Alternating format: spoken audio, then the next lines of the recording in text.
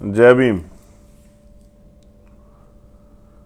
आज हम लोग जोधपुर में हैं और जोधपुर में किस वजह से ये आपको जानकारी लगभग जो लोग फेसबुक और ट्विटर, यूट्यूब या जो लोग एक्टिव हैं उन लोगों को जानकारी है कि मैं जोधपुर में क्यों। लेकिन जोधपुर का जो इशू है उस पर आपसे एक इम्पोर्टेंट बात करनी है और इसी की वजह से मैं लाइव हूँ। और क्योंकि क्या हो रहा है, क्या चल रहा है, ये सब चीज़ें पता करने का माध्यम है कि आप वास्तविक जगह पे जो मतलब इंसिडेंट वाली जो जगह है उस पर जाइए और जो लोग उससे जुड़े हुए हैं उनसे मिलिए और फिर आप बताइए कि क्या चल रहा है। तो बहुजन समाज में जन्मे सभी संतों, गुरुओं, महापुरुषों को नमन करते हुए, जिनमें करुणा के सागर तथागत गौतम बुद्ध, संत श्रवण सतगुरु रविदास जी महाराज, भगवान वाल्मीकि महाराज, गुरु नानक देव, संत कबीर, गुरु घासीदास और समय समय पे जो सामाजिक परिवर्तन के अग्रदूत हुए हैं, जिनमें राष्ट्रपिता ज्योतिबा फूले, नारायणा गुरु, संत गाडगे जी महाराज, पेरियर रामनायकर स्वामी, राष्ट्रपिता ज्योतिबा फूले, छत्रपति साहू जी महाराज, बाबा साहब अम्बेडकर, उनके साथ साथ बाबू जगदेव प्रसाद कुशवाहा, जननायक कपूरी ठाकुर, महामना रामस्वरूप वर्मा, संत राम बीए, फिर मान्यवर दीना भाना वाल्मीकि साहब, मान्यवर मेरे रहबर, मेरे गुरु मान्यवर साहब श्री काशीराम। आप सबको भी नमन करते हुए देश की आज़ादी में जिन लोगों का योगदान है, बार बार आपको इसलिए याद दिलाता हूं कि मेरे कहने के बाद आप अगर इनमें से किसी एक को भी पढ़ लेंगे तो शायद आपको पता लग जाएगा कि ये लड़ने की हिम्मत कहाँ से मिलती है और लड़ाई क्या है। तो शहीद आजम सरदार भगत सिंह, सरदार उधम सिंह, सरदार करतार सिंह सराभा, वीर अब्दुल हमीद, टीपू सुल्तान, आप तमाम नायकों को भी नमन करते हुए और इस देश में जो सामाजिक परिवर्तन की नायिकाएं रही हैं, जिनमें माँ सावित्रीबाई फूले, माँ फातिमा सेफ, माँ झलकारी बाई, माँ अवंतिका बाई लोधी, माँ उदा देव पासी, माँ फूलन देवी, माँ रमा देवी, माँ, वो तमाम माएँ जिन्होंने अपने जीवन का बलिदान सामाजिक परिवर्तन के नाम दिया, उनको भी नमन करता हूँ। साथियों, मैं धन्यवाद देता हूँ भीम आर्मी की टीम का, बहुजन एक्टिविस्ट साथियों का, जिन्होंने इस घटना की तरफ हमारा ध्यान जो है आकर्षित किया।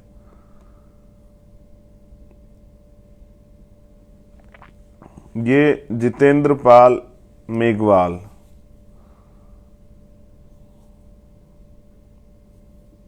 एक साथी हैं जो पाली में रहते हैं। आज मैं उनके घर गया था उनके परिवार से मिलने, उनके दुख दर्द को बांटने के लिए,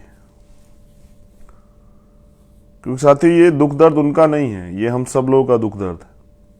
अन्याय हुआ है, अन्याय का प्रतिकार करना, उसके खिलाफ बोलना, उसके खिलाफ आवाज उठाना, ये हम सब लोगों की जिम्मेदारी। लेकिन मैं आज एक कड़वे सच से वाकिफ हुआ तो मुझे लगा कि ये सच आपको जानना चाहिए सब लोगों को। अगर आप इस सच को नहीं जानते हैं तो इसका मतलब जो है आपको पता ही नहीं कि भारत में क्या क्या चल रहा है। पहले बात हम लोग करते हैं जितेंद्र पे। जितेंद्र पाली के बारवा गांव के रहने वाले हैं और क्योंकि मूछें रखते थे, गवर्नमेंट जॉब पे भी थे, उनके साथ अन्याय हुआ और आरोपियों ने अगले चरण में उनकी हत्या कर दी। घटना क्या हुई थी जरा गौर करते हैं। पुलिस क्या बताती है, आपके पास क्या इन्फॉर्मेशन है, उससे अलग हटके चंद्रशेखर आपको सच्चाई बताते हैं।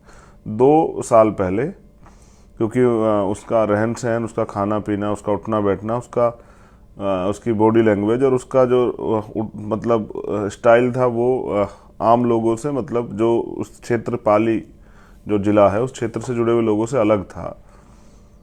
और वो अपने अधिकारों का प्रयोग करता था, तो उसको जैसे यहाँ हमें अपमानित करने के लिए शेड्यूल कास्ट के लोगों को ढेड़ कहते हैं, ढेड़ कुछ इस तरह का शब्द। तो वो अपने गांव घर के चबूतरे पे वहां बैठा हुआ था, तो उसको एक किसी दूसरे व्यक्ति ने, विपक्षी ने उससे कहा कि आंखें नीची करो। और उसने कहा क्यों? तो इस बात पे उसने गाली दी, उसको अपमानित शब्द कहे। फिर वो अपने परिवार के लोगों को बुलाया और उसको पिटाई की गई। इस बात के खिलाफ उसने मुकदमा दर्ज कराया। मुकदमा दर्ज कराने के बाद गिरफ्तारी हुई, 3 दिन में बेल हुई। और ये जो विपक्षी गण है, ये लंबे समय से साजिश कर रहे थे उसके पीछे। और एक दिन मौका लगते 15 तारीख को 2 लोग जिन्होंने हत्या की, उनके साथ बहुत सारे लोग जो नहीं दिखाई दिए, लेकिन उन लोगों ने साजिश में हिस्सेदारी की। 3 दिन तक उसकी रेकी करके और पीछे से चाकू मार के उसकी हत्या कर दी। अब जितेंद्र के एक परिवार में कौन कौन? जितेंद्र के एक पिताजी हैं जो पैरालिसिस हैं, जितेंद्र की माँ है, जितेंद्र की 4 बहनें, जितेंद्र के एक बड़े भाई, फिर उनका चाचा ताऊ का परिवार। अभी जितेंद्र अपनी तरफ से इकलौते व्यक्ति जो परिवार की देखरेख कर रहे थे। ये हुई जितेंद्र का मामला। बेसिकली अब पाली जिले पे हम लोग बात कर रहे हैं। आपने अक्सर राजस्थान चर्चाओं में सुना, कभी एक आईपीएस, अभी पिछले उसमें चर्चा, आईपीएस होते हुए उनको घोड़ी पे नहीं चढ़ने दिया गया, तो फिर पुलिस सुरक्षा में घोड़ी पे उनकी बिंदोली निकली, बारद्वारी हमारे यहाँ कहते हैं यूपी में। बड़े शर्म का विषय था, यानी कि आप नौकरी करके आईएएस आईपीएस बन सकते हैं, लेकिन जो सामाजिक गैर बराबरी राजस्थान में उससे पार नहीं पा सकते हैं। आपके लिए भी यही पैमाना है कि उससे आपको होकर गुजरना पड़ेगा। अब जब आज मैं वहां गया, एक ऐसा कड़वा अनुभव जिसको मैंने किताबों में पढ़ा, जिसको मैंने यूट्यूब पे देखा पुरानी वीडियो में, जिसको मैंने आम लोगों द्वारा सुना, अब वो मुझे वहां देखने को मिला। और इतना गजब कि आप लोगों को सुन के आश्चर्य होगा कि मैं भी नहीं रह पाया कि आप लोगों को इस बारे में ना बताया जाए। ये मुझसे भी नहीं संभव हो पाया कि आपको ना बताया, तो मुझे लगा कि आपसे बताना चाहिए। बताया गया ये कि उस गांव में पुरोहित समाज के लोग रहते हैं, जिनको पुरोहित मतलब वर्ण व्यवस्था में उनको ब्राह्मण कहते हैं, जाति व्यवस्था में भी उनको ब्राह्मण कहते हैं। मेरी किसी ब्राह्मण से लड़ाई नहीं है, मेरी तो लड़ाई सामंतवादी ब्राह्मणवादी सोच से है। बताया गया कि पुरोहितों के घर के आगे आज भी शेड्यूल कास्ट बैकवर्ड की जो महिलाएं हैं वो चप्पल पहन के नहीं गुजर सकती। अगर गुजर जाती है तो ये पुरोहितों का अपमान है, और अपमान की फिर सजा है। आजाद भारत है, तमाम संविधान ने अधिकार दिए हैं, फिर आप गांव में किसी के घर के सामने से पढ़ लिख के डॉक्टर इंजीनियर बन के, या फिर एक एजुकेटेड बेटी बहन होके माँ होके आप चप्पल उठा के चलेंगे, उस बेटे पे क्या गुजरती होगी जिसकी माँ को ऐसा करना पड़े या करने के लिए मजबूर किया जाए। कुछ गांव ऐसे हैं पाली जिले में जहां आज भी मोटरसाइकिल पर बैठकर आप नहीं निकल सकते हैं। मूछें रखना तो बहुत बड़ी बात है। एक और घटना पता लगी कि एक महिला ने राजस्थानी जो ड्रेस है वो पहन ली थी, तो इन्हीं जातीय दम भरने वाले लोगों ने उस महिला को जबरदस्ती खींच के उसके वो वस्त्र निकाले, उसको नग्न किया, और जब तक उसके घर से वो कपड़े नहीं आए, उसके आम कपड़े, तब तक उसको नग्न नहीं रखा। फिर जब आम कपड़े आए तब उस कपड़ों को पहना के उसको वहाँ से भेजा। मतलब एक तरह से इस देश के जो भव्यता है, यानी कि अच्छे कपड़े और अच्छा खान पीन रहन सहन, उन सब चीज़ों पे यहाँ एक विशेष वर्ग का कब्जा है।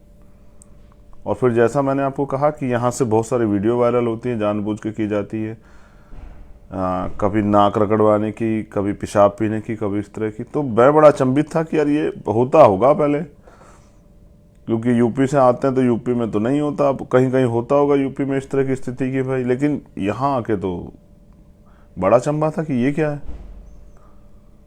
अब ये बड़ा असहनीय है। तो आज हमने तय किया कि 1 साल में आज़ाद भारत में जो सामंतवादी व्यवस्था चल रही है, जो अन्याय चल रहा है, इसका प्रतिकार करना है, इसको खत्म करना है, इस गुलामी को काटना है। और लोग लड़े किसके भरोसे? क्योंकि यहाँ तो 71 साल से तो लोकतंत्र ही चला रहा है, हमारे MP MLA बनते हैं, और यहाँ हमारे चीफ मिनिस्टर भी रहे हैं पहाड़िया जी राजस्थान में, तो नहीं बदला। यानी कि विधायक MP बनने से तो नहीं बदलता है, यानी कि अगर आप मुख्यमंत्री बन जाए तो भी नहीं बदलता है, सरकार बदलने से भी नहीं बदलता है। बदलता कैसे? बदलता ऐसे जब आप इसके खिलाफ कोई ठोस काम करते हैं, या फिर अगर आप ताकत में होने के बावजूद ताकत में आने पर इसके खिलाफ कोई एक्शन लेते हैं। ना ये किसी राजनीतिक दल का एजेंडा है कि ये होना, इसको ख़त्म करना चाहिए, ना ही किसी सरकार का एजेंडा है, ना ही किसी नेता का एजेंडा है। हाँ, मगर ये अपमान लगातार जारी है। ये है राजस्थान।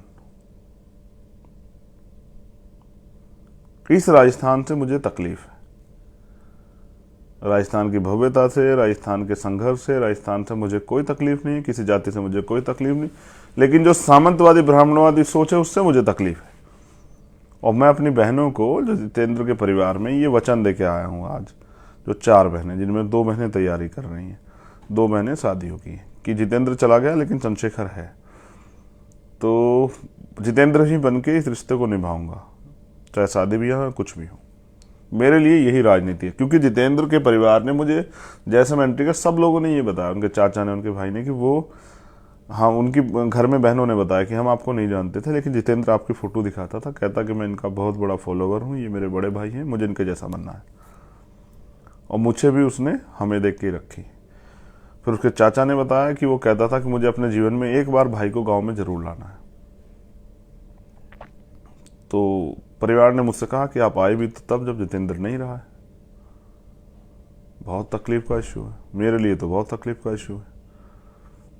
तो जितेंद्र पाल मेघवाल को न्याय मिलना चाहिए। इसके लिए कुछ मांगे हमारी थी, जैसे वो मांगे मैंने वहाँ भी कही थी, आपने लाइव में सुनी होगी, लेकिन मैं समझता हूँ कि इसमें बहुत सारे लोगों का दोष है। अगर पुलिस ठीक समय से कार्रवाई करती, कोर्ट के जरिए अब आरोपियों पर अब तक कार्रवाई हो चुकी होती, तो मुझे लगता है कि इस तरह की घटनाएं ना होती और आज जितेंद्र हमारे बीच जिंदा होता। समाज में बड़ा आक्रोश है, पूरे देश दुनिया में इसकी चर्चा है कि मूछें रखने पर हत्या होती है। पुलिस इस बात को नकार है कि मूछें रखने पर नहीं, सच यही है कि ये लड़ाई सामंतवाद के खिलाफ थी। उनको लगता था कि एक वंचित वर्ग का, बहुजन समाज का बेटा उनके सामने आंख उठा के कैसे चलता है और इस तरह से मूछे उछे रख के गाड़ी वाड़ी में कैसे घूमता है। ये उनका अधिकार नहीं है, और ये अधिकार अगर कोई इसका इस तरह का कोई काम कर रहा है तो ये अनुचित है उनके नज़रिए से, तो उसकी हत्या होना जरूरी है। और मैं इसको गलत मानता हूँ। मैं क्या, कोई भी जो इंसान खुद को मानता है उसको गलत मानेगा, और जब हम इसको गलत मानते हैं तो ये गलत ही। हमारी कुछ मांगे हैं, जैसे परिवार को और गवाहों को हथियारों के लाइसेंस दिए जाएं। दूसरा, जो चश्मदीद गवाह है उनको सुरक्षा दी जाए, और परिवार को भी। परिवार चाहता है जितेंद्र के हत्यारों को फांसी की सजा होनी चाहिए। हमारी मांग ये थी कि परिवार के एक व्यक्ति को, क्योंकि जितेंद्र भी सरकारी नौकरी पर चला गया था और अभी परिवार के पास पूरा भविष्य जीवन है, जिस माँ बाप ने पाल के इतना बड़ा किया, उनके तो सारे सपने ही खत्म हो गए, तो जितेंद्र के परिवार को एक सरकारी नौकरी दी जाए। दूसरा, हम चाहते हैं कि जितेंद्र के परिवार को, क्योंकि बहनें अभी छोटी हैं, वो पढ़ रही हैं, वो भी अच्छी शिक्षा लेना चाहती हैं, माँ भी है, पैरालाइसिस पिता भी हैं, भाई भी है, भाभी भी है, घर की जिम्मेदारियां भी, तो 50 लाख रुपए का मुआवजा दिया जाए। एक, क्योंकि ये हत्या, जैसे मैंने बताया कि 2 लोगों ने नहीं की है, 2 लोग होते तो शायद वो जवाब दे देता, तो बहुसंख्यक रूप से मिलके और घेर के अपने वाले क्षेत्र में रास्ता बंद करके ये किया गया है। तो इसकी पूरी जांच हो, और जो लोग इसमें दोषी पाए जाए, जिन लोगों ने षड्यंत्र किया, उन पर भी कार्रवाई हो। और यहाँ राजस्थान में केस ऑफिसर स्कीम है, उसके अनुरूप ये चले। हमारा कहना था कि फास्ट ट्रैक कोर्ट में चले। अब ये हमारी मांगे, कुछ मांगों पर सहमति नहीं, 2 मांगे जिन पर सहमति नहीं बनी थी, जैसे नौकरी और मुआवजा।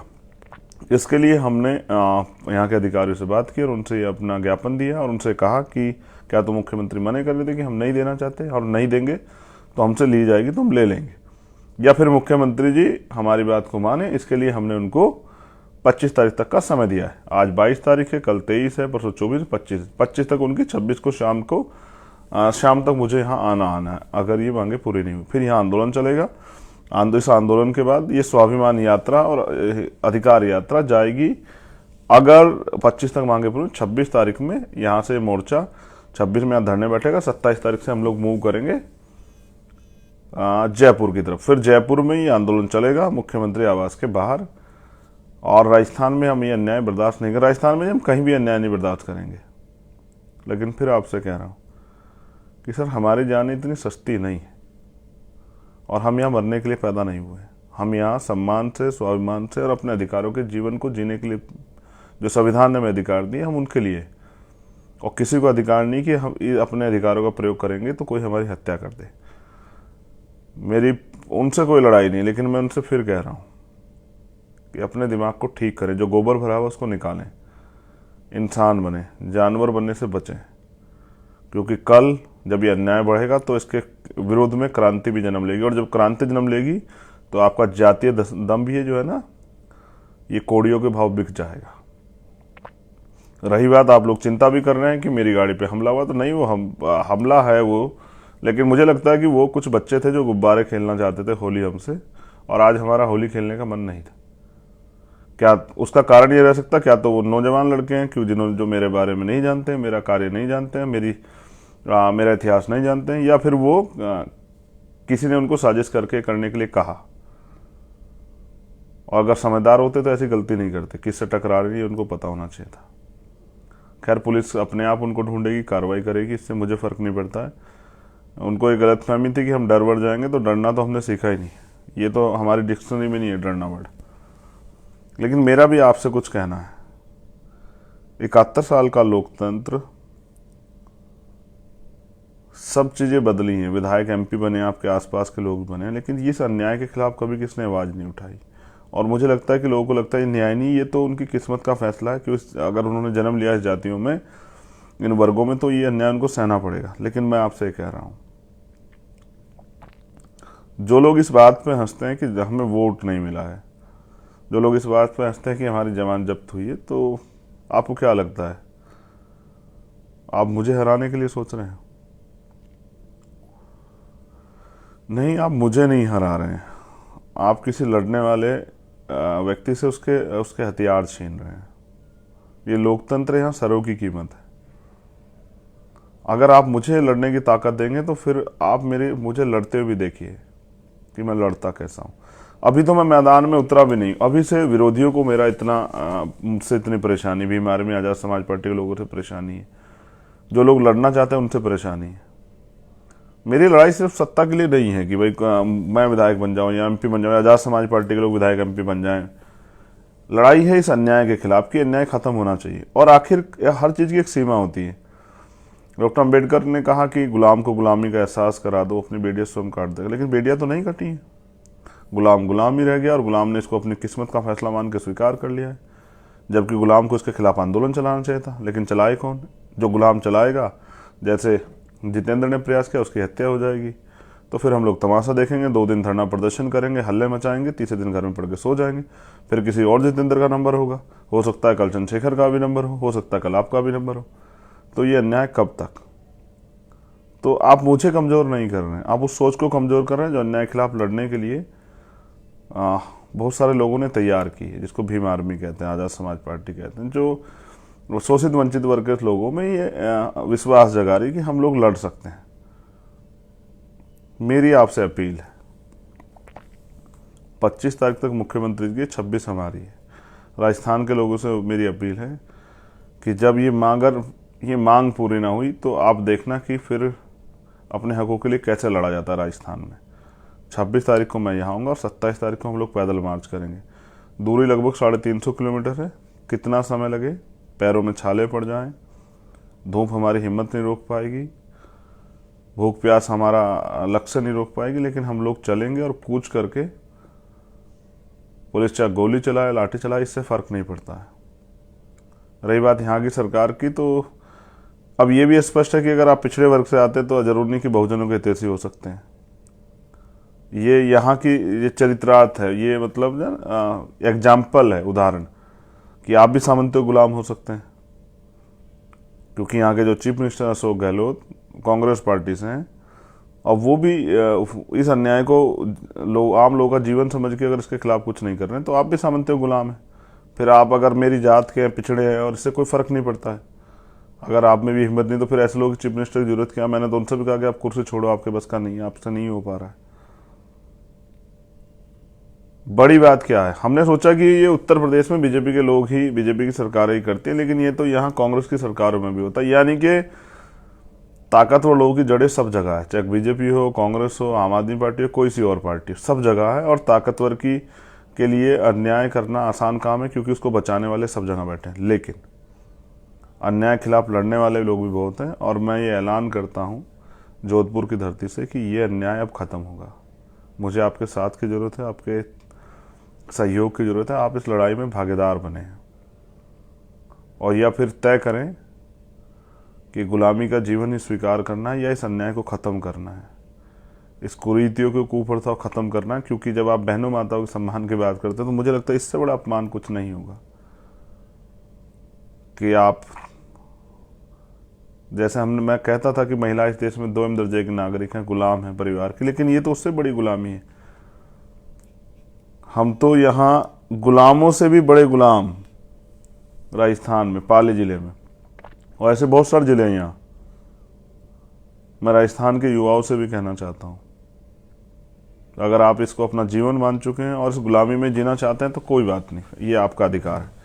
लेकिन आप अगर कुछ करके दिखाना चाहते हो और चाहते इस अन्याय से ये अन्याय खत्म हो, तो फिर आप साथ दीजिए। आज जो लोग पहुंचे बीमारी में, आज़ाद समाज पार्टी और उनसे अलग जो संगठन के लोग पहुंचे, उन सबका भी दिल गहरे से आभार करता हूं। आज एक अच्छी चीज़ मैंने देखी कि बहनें माताएं बड़े पैमाने पर थी, हजारों हजारों बहनों माताएं आई थी। ये इस बात का प्रमाण है, और कई जगह मुझसे वो रोड पे भी खड़ी मिली, और वो उन्होंने मुझसे एक ही कहा कि उन हत्यारों को फांसी होनी चाहिए। ये इस बात का प्रमाण है कि ये यहाँ की महिलाएं अन्याय को महसूस करती हैं और वो इसके खिलाफ लड़ना चाहती हैं। मैं उनका धन्यवाद करता हूँ, बहनों माताओं का जरूर, बच्चियों का, अपनी, उन हर एक साथियों का जो वहाँ गए। क्योंकि मुंह से बोल देना ही बहुत होता है, आप तो निकल के गए, आपका धन्यवाद। लेकिन याद रहे, लड़ाई तो अभी शुरू हुई है, और किसी जितेंद्र मेघवाल को इस तरह ना मारा जाए। और उसके मेरे यहाँ रहती 2-3 घटनाएं आसपास की पता लगी है मुझे। मैं कल यहाँ के अधिकारियों से मिलूंगा, आज भी मैं यहाँ के आईजी रेंज के अधिकारियों से मिल के आया हूँ, उनको अपनी जानकारी जो मतलब जो यहाँ मेरे पे एप्लीकेशन 6-7 आई थी वो पहुँचा के आया हूँ। कई ऐसे मामले जिन पर कार्रवाई नहीं हुई, तो अन्याय तो चल रहा है। अब आपको तय करना है अन्याय के खिलाफ आप लड़ते हैं, नहीं लड़ते हैं, या फिर अन्याय को अपना जीवन मान के और आप भी मुंह पे उंगली रख के और कानों में रुई लगा के घर में पड़ के सोते हैं। क्योंकि ऐसा नहीं, जोधपुर में बहुत ताकतवर है, लेकिन जोधपुर से 100 किलोमीटर के आसपास हम जानवर से बुरा जीवन जी रहे हैं। ये न्याय नहीं। जब आप समाज की बात करते हैं, भाईचारे की बात करते हैं, विश्वास की बात करते हैं, तो कम से कम जहाँ अन्याय हो रहा है उन पर भी जागरूक बनिए। इसलिए मैंने कहा कि भीम आर्मी को हर गांव तक पहुंचाइए कि ये जो अन्याय गांव तक होता है हमें इसकी जानकारी मिले और हम इसको लड़ सकें और इस न्याय की लड़ाई को आगे बढ़ा सकें, और जो लोग इस अन्याय को सह रहे हैं उनके जीवन में परिवर्तन हो, उनको न्याय मिले। भीम आर्मी के अपने एक मायने, अगर भीम आर्मी है तो लोगों में विश्वास है। तो अगर भीम आर्मी तक सूचना आ जाती तो भीम आर्मी के कार्यकर्ता लड़ते हैं, न्याय दिलाने का प्रयास करते हैं। इसलिए मैं चाहता हूँ घर गाँव में भीम आर्मी हो। इसलिए मैं अपने पूरे देश में रहने वाले जो कार्यकर्ता पदाधिकारी उनसे भी कहना चाहता हूँ कि ज़्यादा बड़े पैमाने पर काम शुरू कीजिए। हमें, जैसे मान्यवर काशीराम साहब ने कहा, राजनीति चले ना चले, सरकार बने ना बने, लेकिन सामाजिक परिवर्तन का आंदोलन नहीं रुकना चाहिए। और अगर हम दिल्ली में बैठ के खुश हो रहे हैं या मैं सहारनपुर में बैठ के खुश हो रहा हूँ कि भाई यहाँ तो अन्याय नहीं हो रहा है, तो ये मेरी बेवकूफ़ी है। अन्याय तो हो रहा है, बस हम देख नहीं रहे। जैसे अगर बिल्ली को देख के कबूतर या चूहा जो है रेत में सर दे, आंखें गड़ा ले और ये सोचे कि अन्याय नहीं होगा, अब बिल्ली को मैं नहीं दिख रहा हूँ, तो ये गलती कबूतर की है, ना कि बिल्ली की। वो तो शिकार को खोज ही रही है, शिकार उसको मिल ही जाएगा। तो आप सब लोगों ने मुझे सुना, इसके लिए बहुत बहुत धन्यवाद। लेकिन मैंने फिर आपसे कहा कि लड़ाई तो अभी शुरू हुई, 26 तारीख को महाआंदोलन है। अगर हमारी मांगे पूरी नहीं हुई तो फिर उस आंदोलन को जीतना है, और उस आंदोलन के जरिए मैं बस ये भी बताना चाहता हूँ सरकार को कि अब हम अन्याय नहीं सहेंगे, और जितना जल्दी हो सरकार को ये समझ आ जाए उतना बेहतर है। नहीं आएगा तो सरकार को बताना भी जो है हमें आता है कि सरकार को बताना कैसे। साथियों, आंखों को मूंद लेने से खतरा टल नहीं जाएगा। अगर आप आंख बंद कर ले रहे हैं आज इन घटनाओं पे, तो ऐसा नहीं खतरा टल जाएगा। अभी नहीं संभले तो फिर ये सब देखना पड़ेगा और ये देखा जाएगा। इसलिए कह रहा हूं, आंखें मूंदने से खतरा टाला नहीं जाएगा, ना खतरा टलेगा। इसके अन्याय के खिलाफ लड़ना पड़ेगा, आवाज उठानी पड़ेगी, झटपटाहट आप में दिखनी चाहिए। जय भीम, जय मंडल, जय भारत, जय संविधान। और मैंने आपसे कहा कि बहुजन एकता के लिए जय भीम जय मंडल जरूरी है। तो अगर कोई आपसे जय भीम कहता है तो आप उसको अभिवादन में जय मंडल भी कह सकते हैं। अगर आपसे कोई जय मंडल कहता है तो अभिवादन में जय भीम भी कह सकते हैं। अपनी एकता को मजबूत कीजिए, शोषित वर्ग के लोग एकजुट हों, और अब बहुत जल्द आप मुझे सड़क पर लड़ते हुए दोबारा से देखिए। धन्यवाद। जय भीम। मेरा ये वादा है कि भाई जितेंद्र मेघवाल को न्याय मिलेगा, और ये इस न्याय की लड़ाई को मैं आखिरी अंजाम तक पहुंचाऊंगा, और उनको सजा मिलेगी, उनको फांसी होगी, ऐसे मेरा विश्वास है। उसके लिए हम लोग लड़ेंगे। बहुत बहुत धन्यवाद।